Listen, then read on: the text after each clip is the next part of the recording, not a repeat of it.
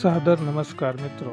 Episode 30 में आपका स्वागत है। हम बात कर रहे हैं विज्ञान के कक्षा 6 की इकाई 6 जीव जगत के बारे में। आज हम भाग 4 में कुछ बिंदुओं पर चर्चा करेंगे। मित्रों, हमने पिछले भाग में जीव जगत में वृद्धि, प्रजनन तथा सभी जीवोधारियों के निश्चित आयु के बारे में बात किया था, जिनमें हमने यह बताया था कि कई प्रकार के जो जानवर हुए, जैसे बिल्ली है, उसकी उम्र 25 से 30 वर्ष, घोड़ा की उम्र 30 से 40 वर्ष, इसी प्रकार चूहे की उम्र 4 से 5 वर्ष, सभी कीड़ों की उम्र भी एक निश्चित होती है और सभी जो जीव होते हैं एक दूसरे पर आश्रित रहते हैं। जो पौधे होते हैं उन्हें स्वपोषी कहते हैं और जंतुओं को परपोषी कहा जाता है। इसी प्रकार हम कह सकते हैं कि हमारे आसपास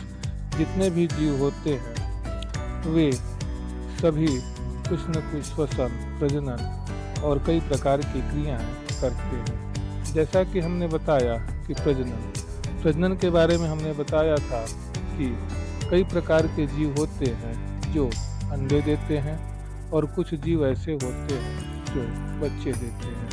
यदि हम पौधों की बात करें तो पौधे के कुछ बीज रोपे जाते हैं और कुछ कलम लगाई जाती है।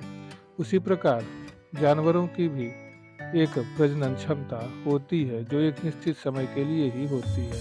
कई प्रकार के ऐसे जानवर हैं जिनकी एक निश्चित आयु तथा उनकी एक निश्चित समय पर प्रजनन क्षमता होती है।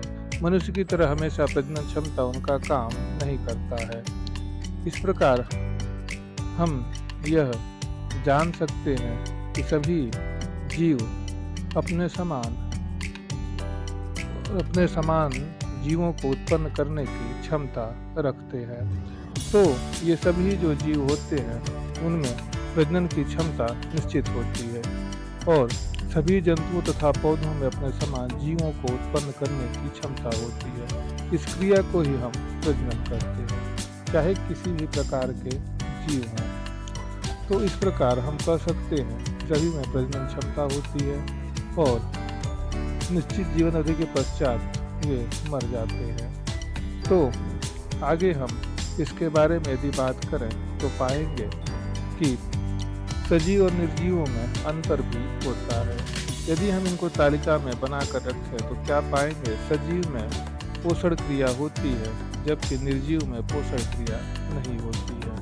सजीव जो होते हैं वे श्वसन करते हैं जबकि निर्जीव श्वसन नहीं करते। सजीव में वृद्धि होती है जबकि निर्जीव में कोई वृद्धि नहीं होती है।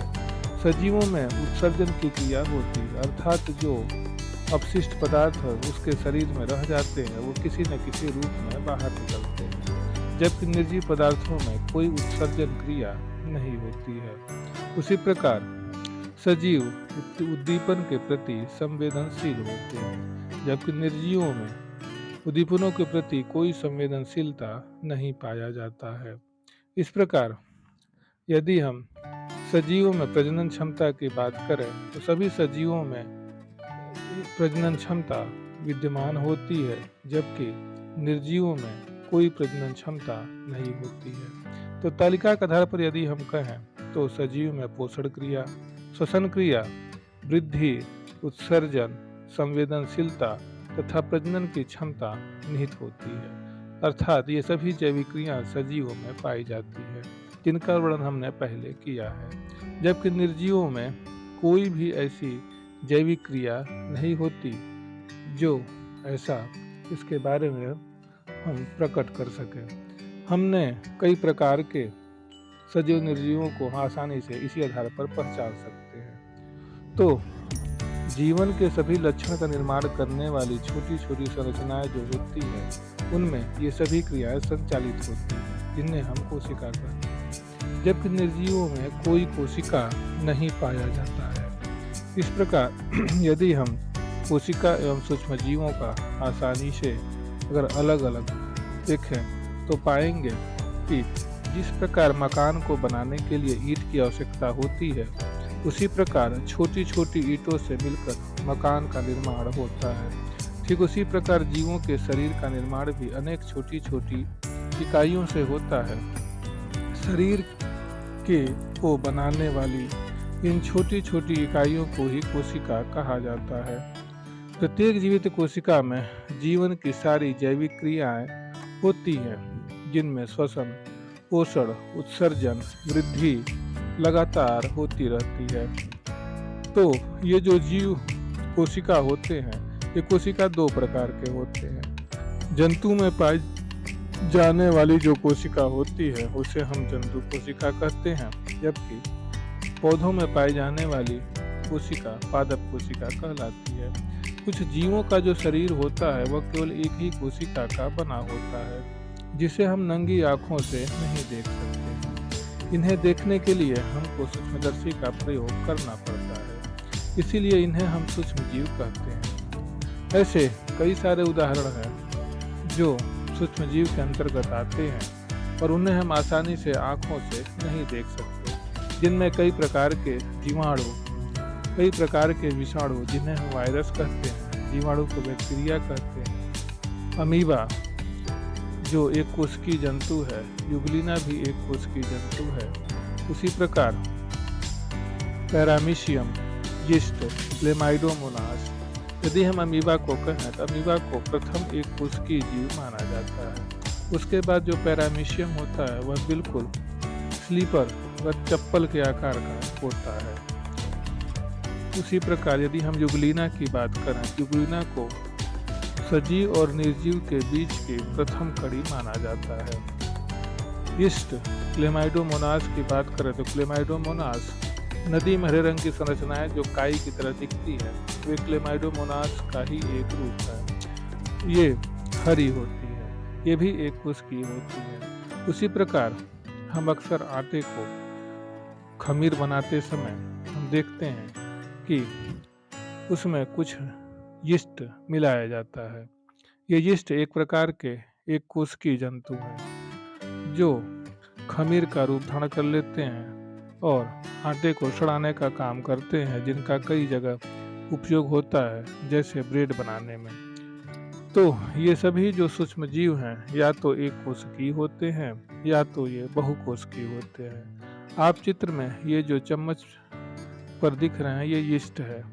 यीस्ट का प्रयोग कई जगह औद्योगिक क्षेत्रों या चिकित्सा के क्षेत्रों में किया जाता है।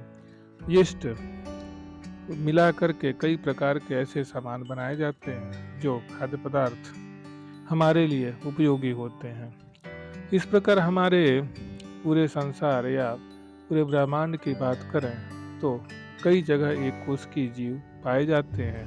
ये जल, थल, हवा, यहाँ तक कि समुद्र के अंदर जहाँ कोई नहीं रहता वहाँ भी ये एक कोशिकीय जीव पाए जाते हैं। हम जब आसपास जो हमें पढ़ाया जाता है उसमें मुख्य रूप से जो एक कोशिकीय जीव होते हैं वह अमीबा है, यूग्लिना है, पैरामीशियम, यीस्ट, क्लेमाइडोमोनास। ये सभी जीव एक कोशिकीय जीव हैं जिन्हें हम अक्सर पढ़ते हैं और हमें सूक्ष्मदर्शी की सहायता से हम इन्हें प्रयोगशाला में देख भी सकते हैं। तो जो जीवाणु की जो सबसे छोटी इकाई है, जीवाणु जो है कोशिका की सबसे छोटी इकाई मानी जाती है, जबकि शुतुरमुर्ग का अंडा सबसे बड़ी कोशिका माना जाता है।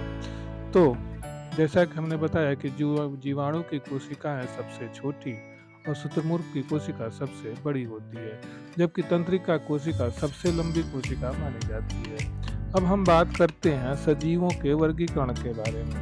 हम जानते हैं पृथ्वी पर असंख्य जंतु तथा पौधे हैं। इतने सारे जीवधारियों को सुविधाजनक अध्ययन के लिए वैज्ञानिकों ने उनकी समानता और असमानता के अनुसार समूहीकरण किया है। ये सभी पद्धति जो है वह वर्गीकरण कहलाती है। गुणों के आधार पर अलग अलग समूह बनाने की प्रक्रिया ही वर्गीकरण है। इस प्रकार जंतु हो या पौधे, हम उनका वर्गीकरण आसानी से कर सकते हैं। जंतुओं का वर्गीकरण करने के कई तरीके हैं। यदि हम उन्हें संरचना के आधार पर बात करें या मेरुदंड की उपस्थिति के आधार पर बात करें या प्रजनन विधि के आधार पर या वास स्थान अर्थात उनके निवास स्थान के आधार पर या खान पान के आधार पर बात करें, तो ये सभी ऐसे आधार हैं जिनके आधार पर हम सभी जंतुओं जीवों का वर्गीकरण कर सकते हैं। इस प्रकार यदि हम जंतुओं के वर्गीकरण की बात करें तो उनमें एक बहुत बड़े वैज्ञानिक कैरोलस लिनियस का नाम आता है। तो मित्रों, इसी को हम आगे अगले भाग में बात करेंगे।